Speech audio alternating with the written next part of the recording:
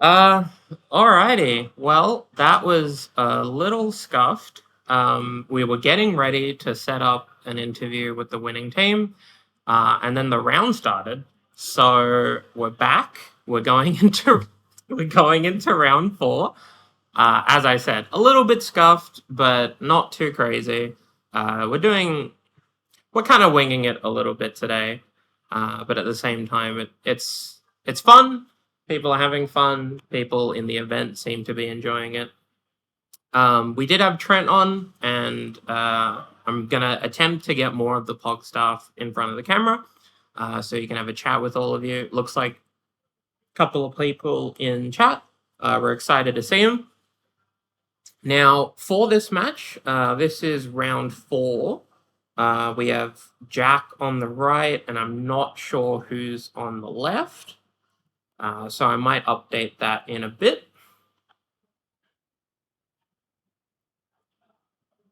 But for now, everything was pretty scuffed for a short time there. I'm hoping everything works. It's Chia? Okay. In that case...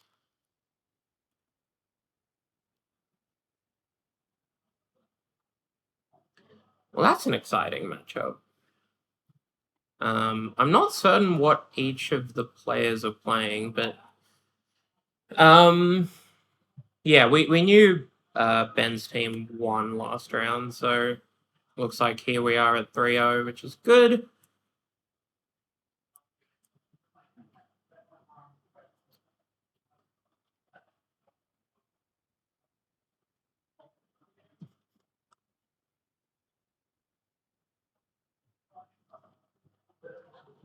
Oh, it is not Chia. X-Suit just lying to me. This is Jack versus One Chin. Thanks, Steven.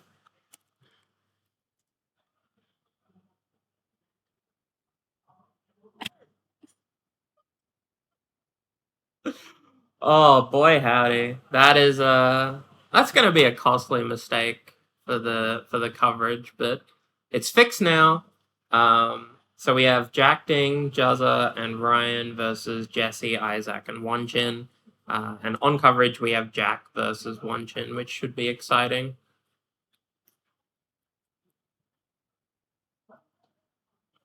Yeah, people will come into my stream and just say whatever they want. It's crazy.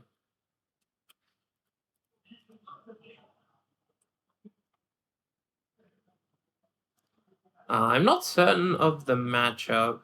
Jack cracking a delta for a Tundra. So it might be Walks. That looks like a Nomads? Yeah, okay. So Jack on Nadu Walks here.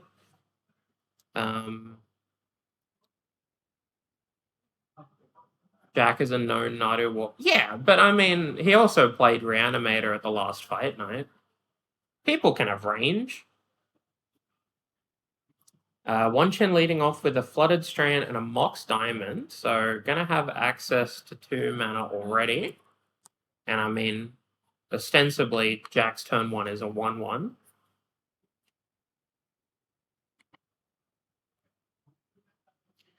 Now, as she flicks through the deck, let's see if we can figure out what she's on.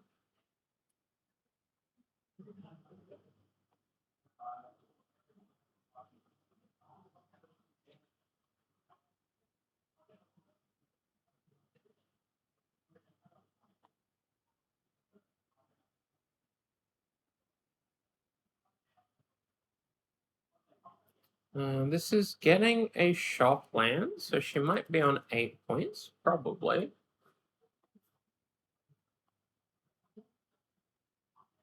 Chris just realized I've taken his eating space. And she's playing a Jit. Okay. So Mox Diamond powering out a Jit here. Presumably, well, I mean, hopefully she'll have access to a creature with haste soon to get the Jit rolling. And And Jack gonna play a trop and say go.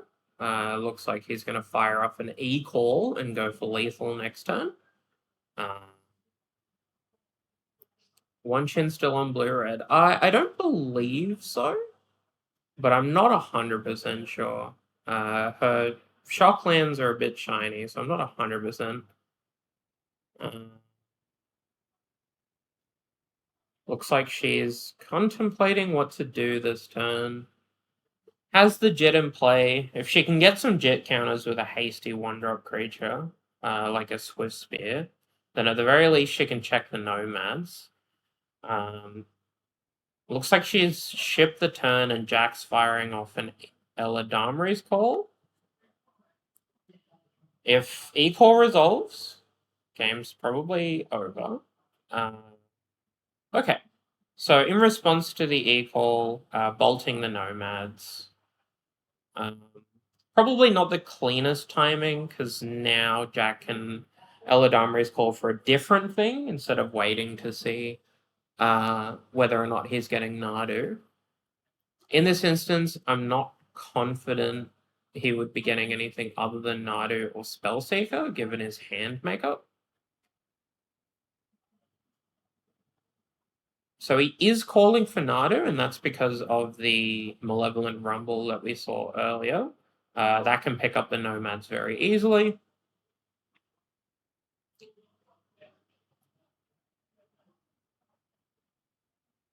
And gonna play out the Nadu and say go. So now one chin's in a squeeze. If she thinks that Jack can bring back Nomads, she could just die. She might have to hold up interaction to not lose the game on the spot.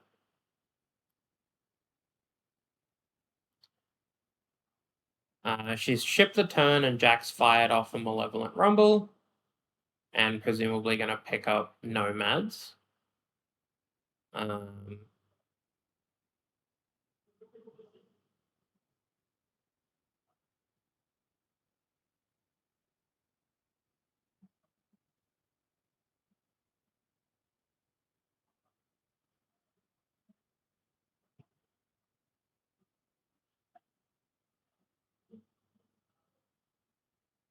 Oh, wait, I think you have to take a card milled. So in that case, he's probably taking Savannah or Spellseeker.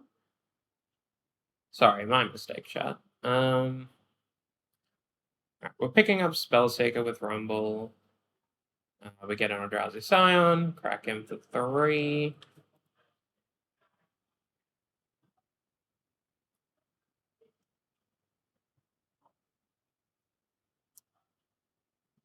It looks like Bonchin has found a second land and a third mana. We'll see if this swings anything for her.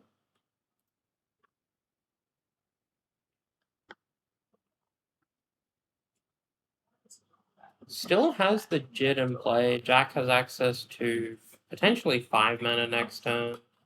Has a Spellseeker in hand. Has a Nadu in play. So it's pretty scary here.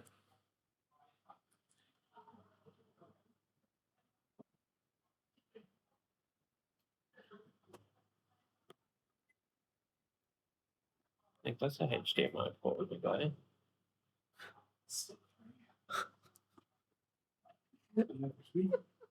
They're all used. Oh, you can plug it into this, maybe. This is a USB-C. Never mind.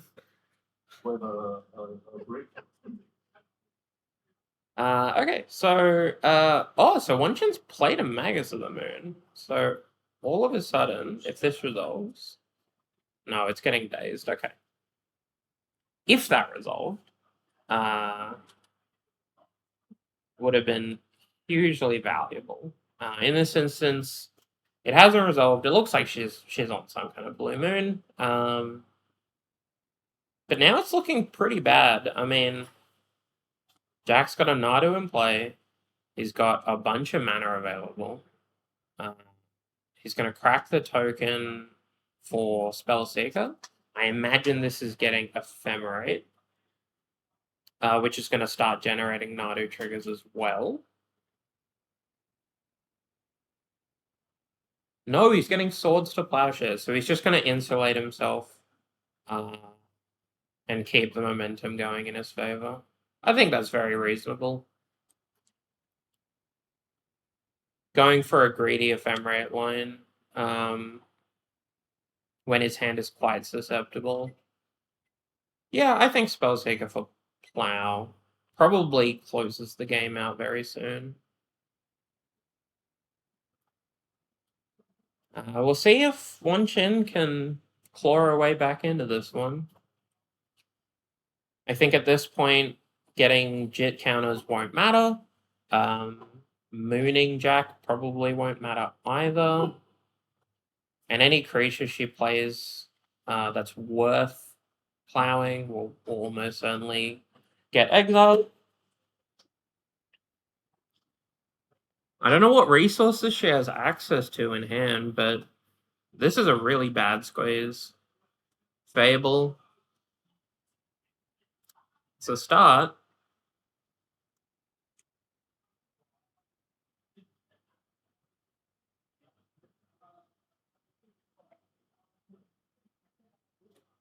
And she has 2.5, 3 turns.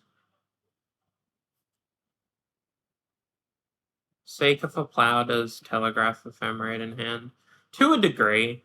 I think it would also be reasonable without Ephemerate to go get Plow there and just stop yourself from dying to Harbinger or Moon, reanimating Magus of the Moon. Because in this spot, you have a Nadu in play, your opponent's on 10 and slowly taking more and more damage. Like, do you even need to Ephemerate to close this out?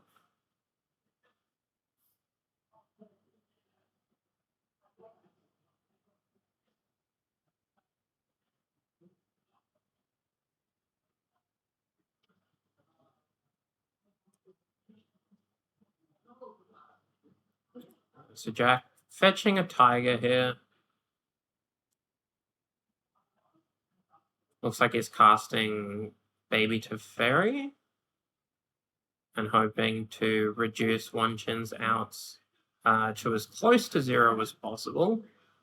This might Stone Rain her with Mox Diamond. It might just bounce Fable. I doubt it's bouncing Jit. Could pick up Spellseeker. The fact that Teferi's Resolved closes her out of counter spells. So we'll see what he targets. I think it's probably... Yeah, he is going for the mana. He targets Mox Diamond, hoping for Stone Ring. Cracks in for 4 and puts her to 6. I don't know how many outs she has. She gets to Fable, so she gets to see 3 cards this turn minimum.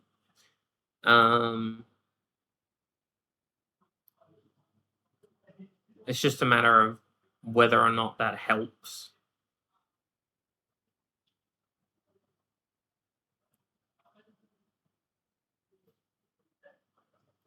Looks like a bit of back and forth on Fable. Gonna discard Mox Diamond, and I'm guessing a land. Can't quite make it out here.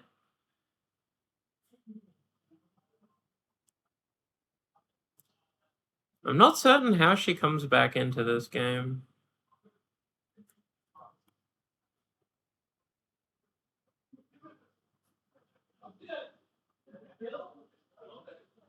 I think that's a Caracas? I think that's the Lord of the Rings Caracas. Very hard to tell what match she has access to.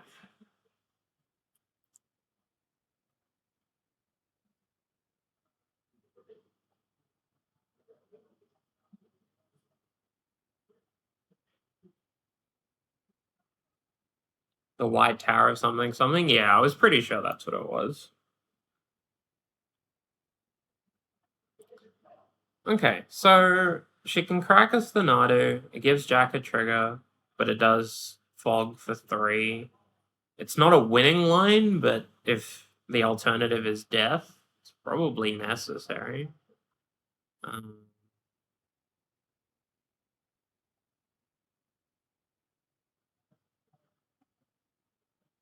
So she's playing Headliner Scarlet and attacking the Teferi and hoping to draw extra cards with the Headliner and get out of it that way. It's not much, but it is a play, but this will be lethal. So Ephemerate Spellseeker is going to get regrowth. And then there's a walk in the graveyard to close things out. Or a Neoform. Yeah.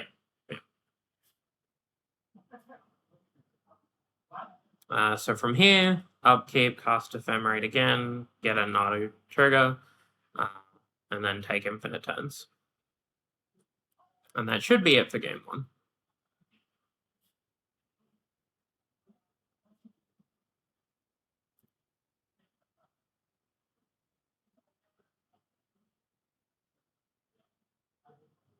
The baby Teferi is gone, but I can't imagine a way out of this. I think Jack just ephemerating with the Spellseeker to pick up some kind of counterspell to put lethal on the stack with.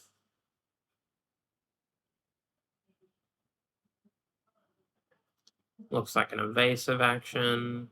That's fine. Draws for turn.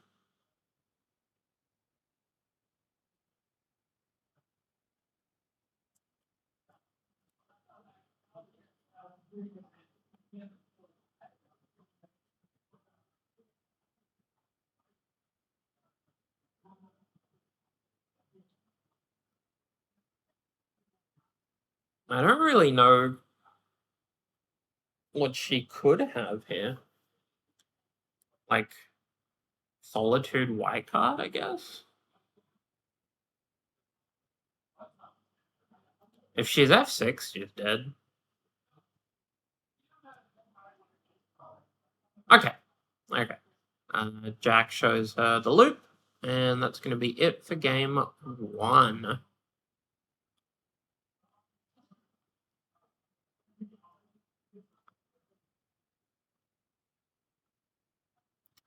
Alrighty. So that's it for game one. While the players are sideboarding and shuffling up, I'll do a couple of shout outs here. Today's event is Plenty of Games' Teams Trios event. Tomorrow there is also a singles event, which is a winner library. If you're based in Melbourne, I would highly encourage you come down and play. Promises to be a good event. Huge shout out to Plenty of Games. They've put a lot of work into making this weekend possible. They've also put a lot of work into making this coverage possible. And I think realistically, the amount of effort they've put in for an event like this dwarfs what most other events are like in the calendar year. Having a double weekend, having coverage, all of that, there's just a lot of ins and outs. So huge shout out to Pog, huge shout out to the staff and the team. Additionally, if you're watching this and you don't know me, my name is Volty. I'm a content creator in the 7 Point Highlander space. If you've been enjoying this stream, I want you to know that it was brought to you with the help and support of my lovely patrons and donors. If you'd like to support the channel financially, there's a couple of links down below. You can donate once off, or you can check out the Patreon and get some exclusive videos. But otherwise, in terms of that, we're in round 4 now of 6 for Swiss. There's going to be this round, 2 more rounds, and a cut to top 4. So there's still a lot of content to come, still a lot of stream left to have. And I'll make sure to bring as much as I can to you guys.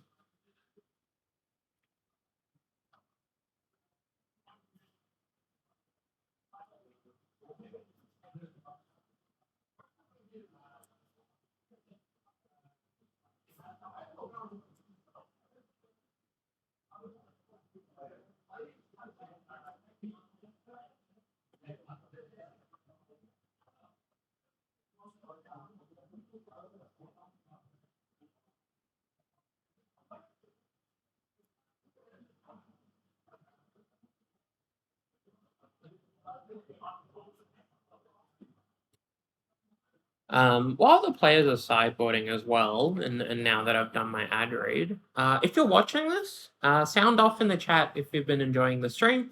If you have any questions or feedbacks, or if you want to reach out to the staff behind the scenes of an event like this, feel free to write something, and I'll make sure that I read it, and we can have a chat about it, because Australian 7-Point Highlander is a community format. It's created by the community, it's managed by the community, and all events are run by the community. For the most part, prize support is very negligible when it comes to WotC supporting us. So the focus on the community and the focus on people getting involved and contributing or reaching out to us or playing these events is paramount. So if you're watching the stream and you're enjoying it, say hi. It'll be really nice to hear from you. Okay, let's have a look. They're still going. Looks like sideboarding's done and they're shuffling up. Who's judging today? Oh, you're so right. Massive shout out to the judges in terms of ad reads. The POG staff are very lovely. There's a couple of people working today, as well as all of the other POG members. But I do want to give a special shout out to the other version of staff today, who are our judges. We have Maya and Jimbo, who have been working the floor. You want to say hi real quick? Hey folks, thanks for watching. That's not far enough into the camera. Hey folks, thanks for watching. There you go. That's Maya. Jimbo's in the other room. They're taking care of everyone. It's a medium-sized event. We've got 27 teams, which is 80 people. For 2 judges, that's hard work. I've judged a lot of events for 40-ish people by myself, and I think this is definitely the upper limit. But huge shout out to Maya and Jim. I believe they're both going to be judging tomorrow as well. So, you know, we might be able to get them on coverage. When will card that's good against my deck get pointed? Similarly, when will card that's clearly good in my deck get depointed? Stay tuned. Stay tuned, Stephen. There are a lot of events, and each of them will be scrutinized, and points changes will happen. And whether or not those points changes will affect you will depend on whether or not you play good cards. I wonder how many high-level live streams will get done this year. I'm not certain. Certainly not yet.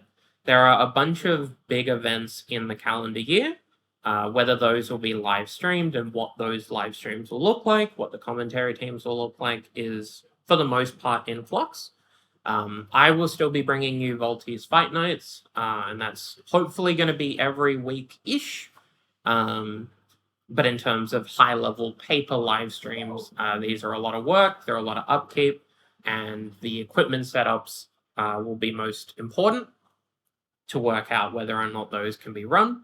But keep an ear out, you know. I'm more than happy to do the commentary and run the coverage side of things for all of the high-level paper events. It really will be whether or not we have the equipment, whether or not we have the funding, and whether or not we have the time. So let's get back to this match here. Looks like Jack is mulliganing. I'm guessing One Chin has kept some amount.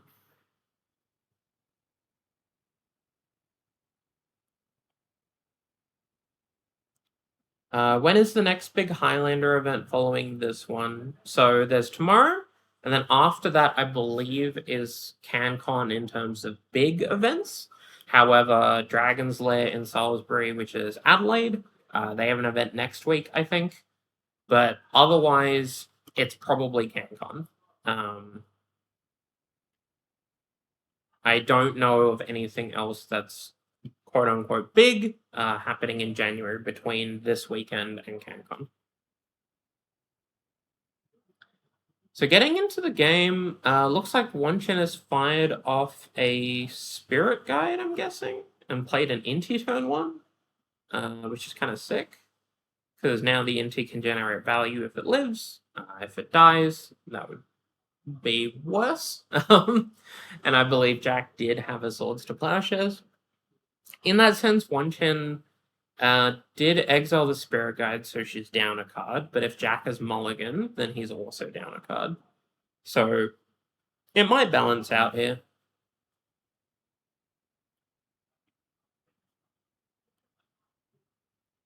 I believe he's choosing between Blue Elemental Blast and Plow. So we're gonna go for a Blue Blast here. It resolves.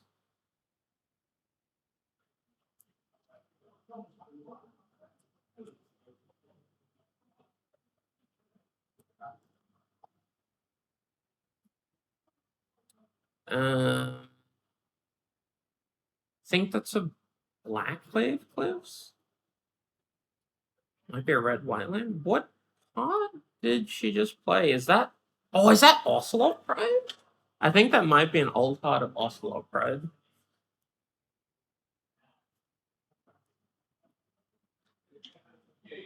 Catching up on the match score. So Jack is up a game. In the other two seats, Isaac and Jesse won their first games. So Isaac's team that One Chin is on is in the lead 2-1.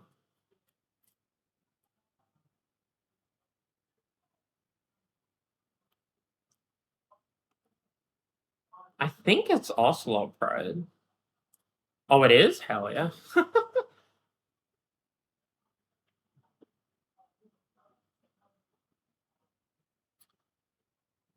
So One Chin gonna get a Surveil here. Looks like Jack's hand is a land, a ferry, a plow, and something else. Is it a Nomads? Is that what that is?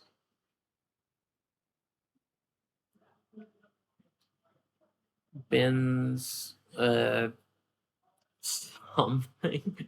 I have no idea what cards are in play. Some of these are just nonsense. Fetch down to 18.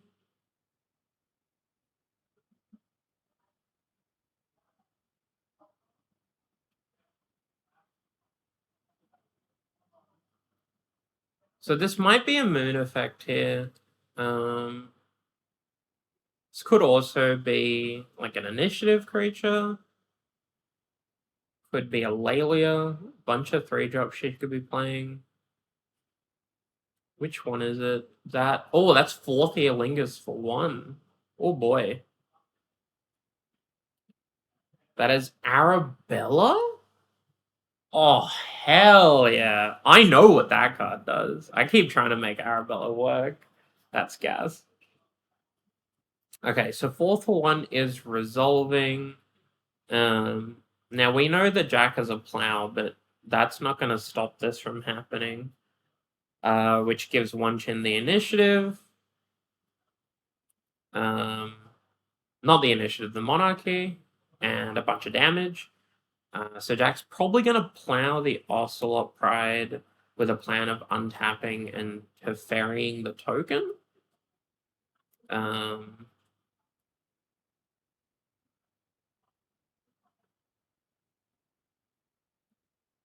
then it's a matter of whether or not he can beat the monarchy.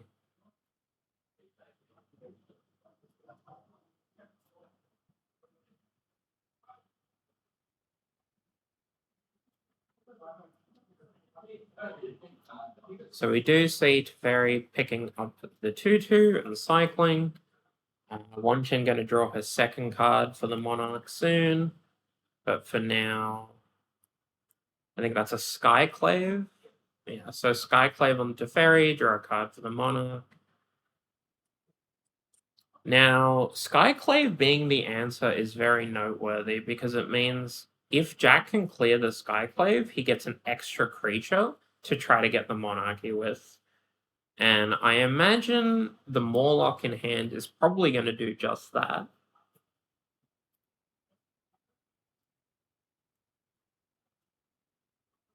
So I imagine we'll see Morlock for 1 or 2, tag the Skyclave, get a 3/3, hope that this is the last turn that Wanchin keeps the monarchy.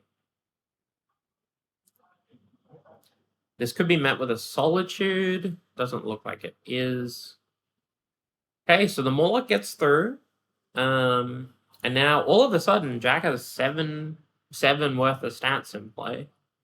Wanchin is going to draw her third card for the Monarch this turn. But she is going to have to deal with this board or find a way to protect herself. This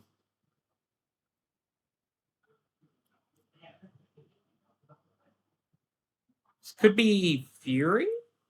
What has she got?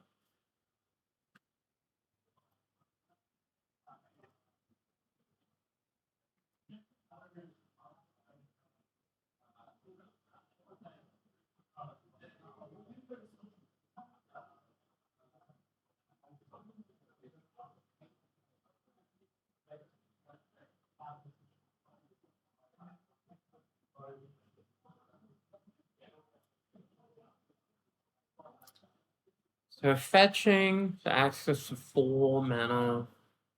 There's a bunch of things she could play that are very impactful here.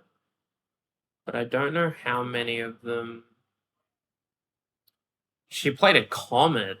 Oh, well that could be impactful. What did that roll? I think that rolled a 3? That's the dam? No, that's the regrowth mode. Okay. Gonna pick up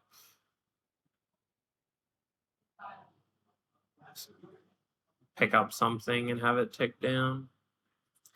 That is definitely on the low end of Comet turns. We saw Alex Lim with Comet earlier today, and it won the game on the spot. Here, it's going to regrowth and gain her some life. But I mean, Jack has 7/7 worth of stats. He's going to get the Monarchy here. Get in for 3 damage, kill the Comet, draw a card. It's looking pretty bad. She doesn't have any creatures to threaten to get the Monarchy back. So she's gonna have to develop a board that simultaneously deals with his board.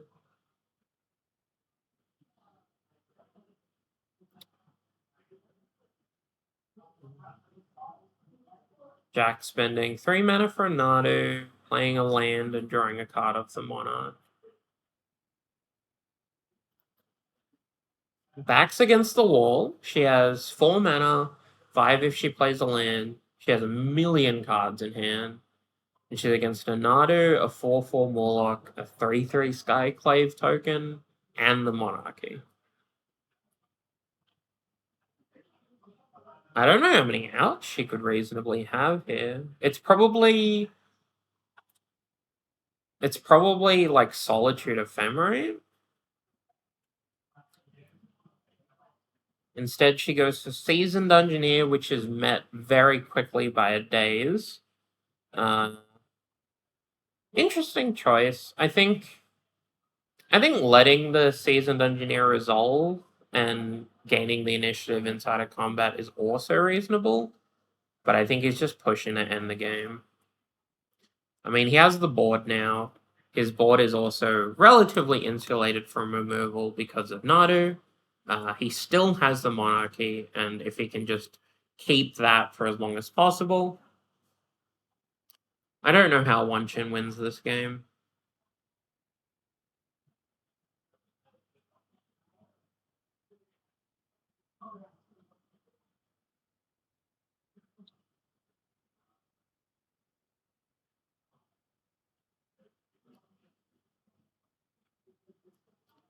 So this attack is for 10. It's going to 5.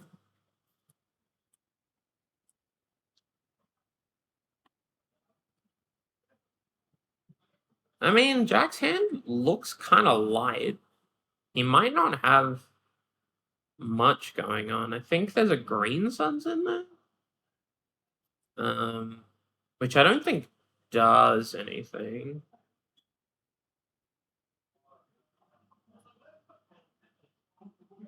I think it's a Green Suns, a Tundra, and some unknown.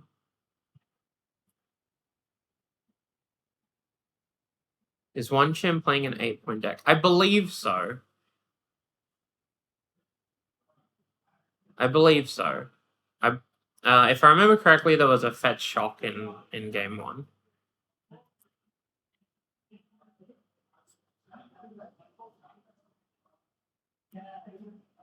Jack tapping out for Pyroglyph, which should put her to 1, I'm guessing. And then draws a card for the Monarchy.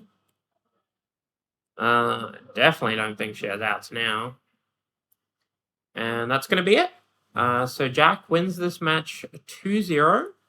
I believe the other matches the other games in this match are still going. I know Jack's teammates both lost game 1 of their matches. So we'll see how that plays out. For now, I'm going to mute my mic and see if I can grab someone else for an interview. And see what the record is. So I'll be right back. You're going to be left in the capable hands of Charlie behind me. And we'll see how that goes. But otherwise, we'll see you all soon.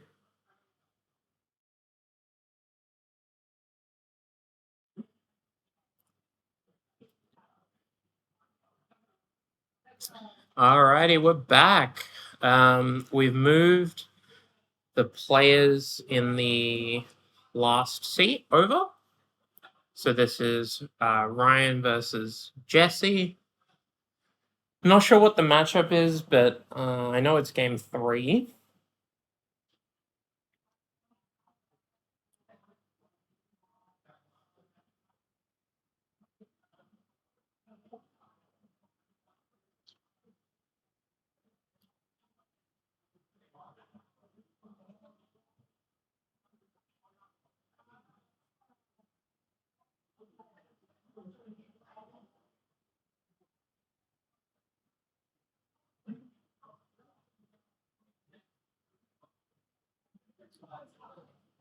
Oh.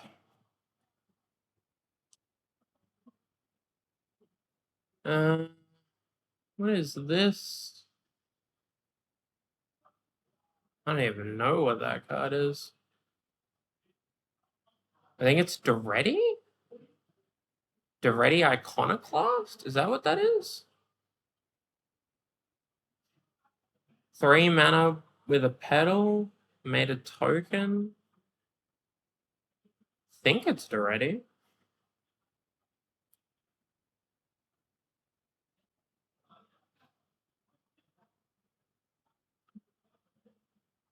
Yeah. You're good? Anything I can get for you? No, I'm okay.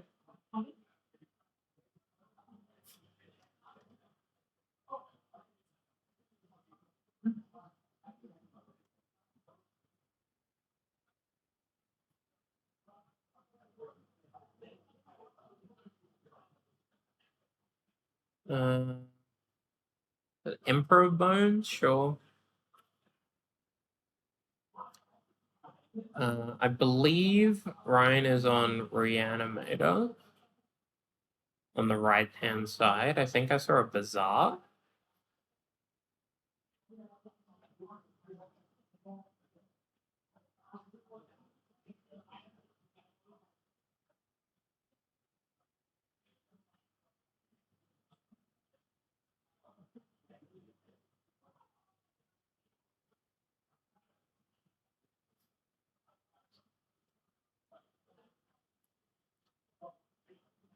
Claim the shiny bling on the deck. I mean, everyone's allowed to have shiny decks and pretty cards in Highlander. I just wish I knew what they were.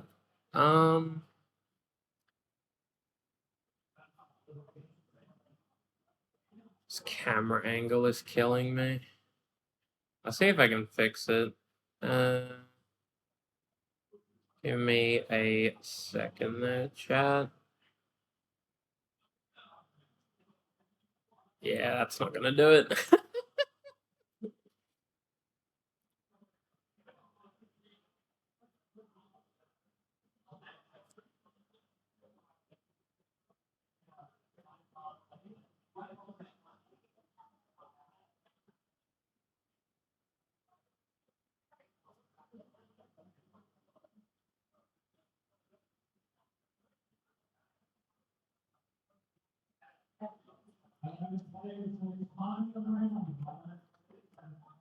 Time in the round has just been called. All right. How you going? Do you need a drink or anything? No, I'm okay. You all good? Mike's live as a heads up. No problem.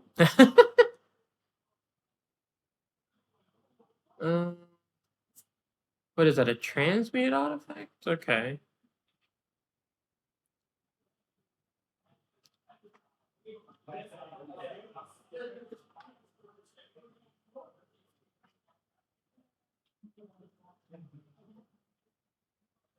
Duretti making another token. Transmute got forced.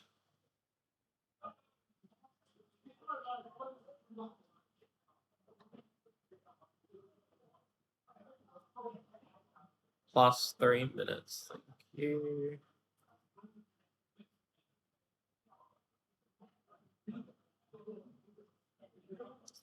I imagine this is to decide the match.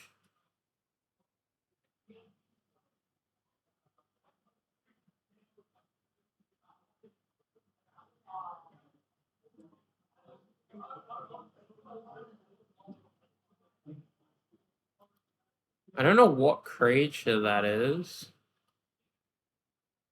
So, Emperor of Bones exiled one of Ryan's creatures that he just put in the graveyard and is now bringing it back.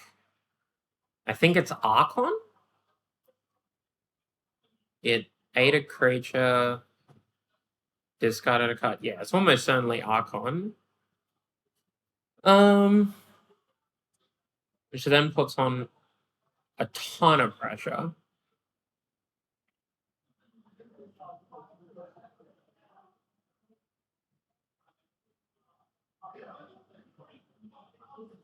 And Jesse on the left is now hellbent with no permanents except lands.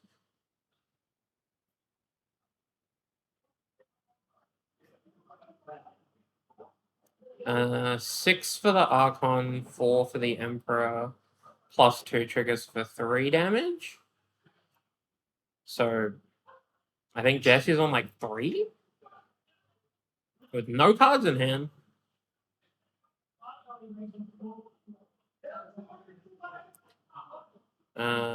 Is flashing back something. But that's going to be it. That's going to be...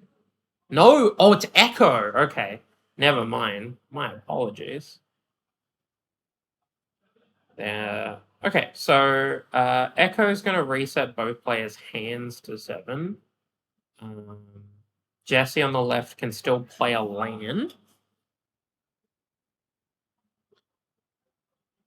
And is currently on some life total that's 2 or 3 adjacent. So all of the hard work of Archon, ripping the hand apart and drawing Ryan a million cards, all of that is reset.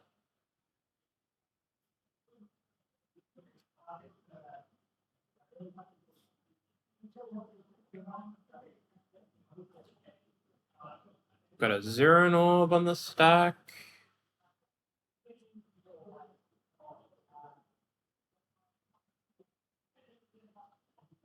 A Spire of Industry. Okay. What's the follow-up here? Nothing?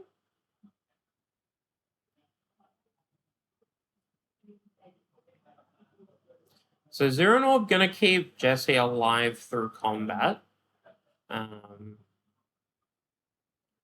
Although the range of options, so he can gain 4 life.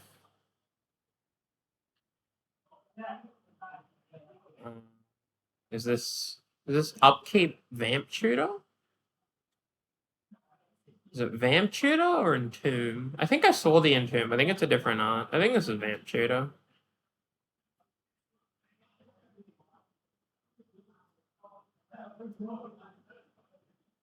Could be worldly tutor? I think that's a blue-black land.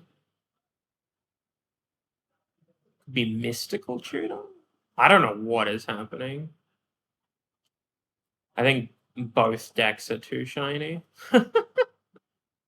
I'm guessing it was mystical tutor for Flash? That'd be my educated guess here.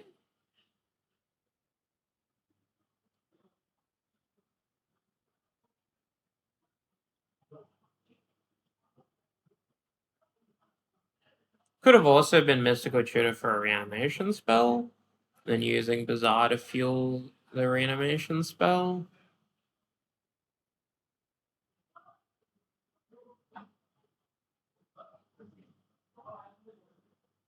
And that's going to be it. I don't know what got put on the stack. Both of those decks were way too shiny.